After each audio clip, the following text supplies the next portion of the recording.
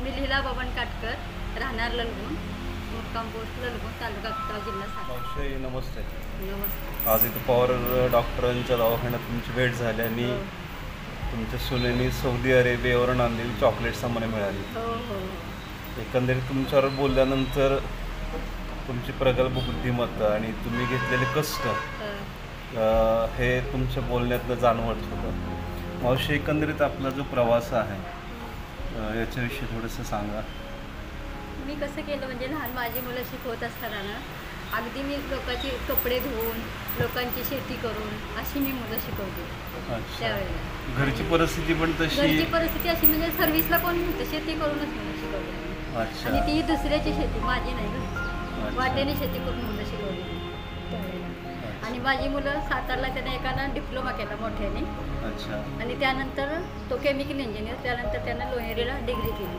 बरं. आणि त्याच्यानंतर त्याचा छोटा भाऊ म्हणजे माझा छोटा मुलगा त्यानं MAW आपलं सोशल वर्क सातारला केलं. बरं. आणि त्यानंतर दुसऱ्यांदा कर्वेनगर पुण्याला कर्वेनगरला MAW केलं त्यानं. बरं. तो आता पुण्याला बारका मुलगा सिव्हिल HR ऑफिसर आहे Mahindra company. Mahindra company HR officer. HR officer.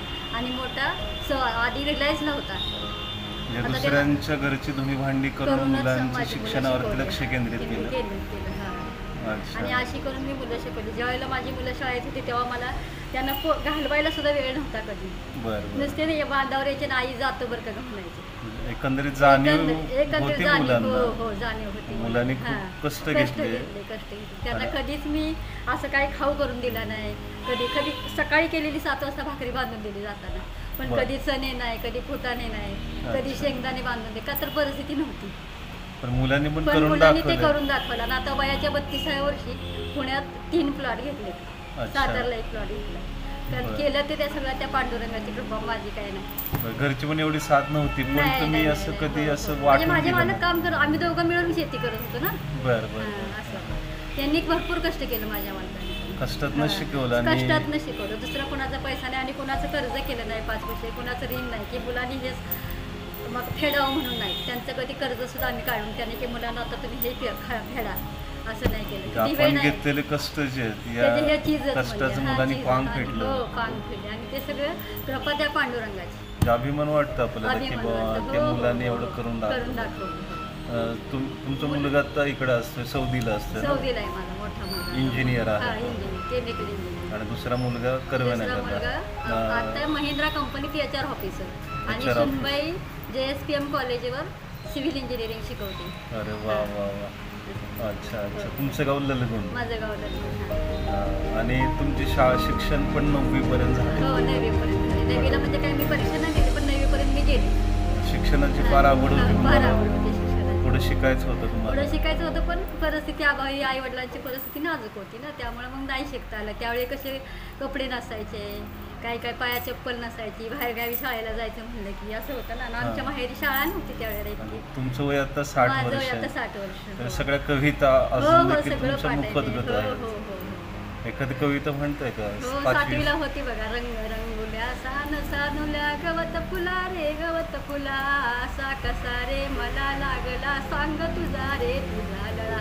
मित्रा संगे माळावरती पतंग उडवीत फिरताना, तुला पाहिले गवतावरती झुलता झुलता हसताना. छान कविता आहे. आणखी दुसरी कोणती कविता आहे? अजूनही दुसरी 5वीला होती. तुम्हाला आवडणारी? घाल पिंगावर माझ्या परसात, माहेरी जा सुहासाची कर बरसात. सुखी आहे पोर संग आईच्या कानात, आई भाऊसाठी परी मन खंतावत. विसरली का ग भादव्यात वर्ष झालं, माऊलीच्या भेटीला ग मन आचवल. फिरून फिरून सयई जीव वेडावतो, चंद्र कळेचा ग शेव बोला चिंब होतो. आपली प्रगल्भताची ती मुलांच्या दागी. आणि आणखी मला भजन म्हणता येतं. मला म्हणजे पांडुरंगाचं वेळ आहे, प्रवचन कीर्तन करण्यात माझा अभ्यास आहे. मी गाथा वाचते. एखादा चांगला अभंग वगैरे.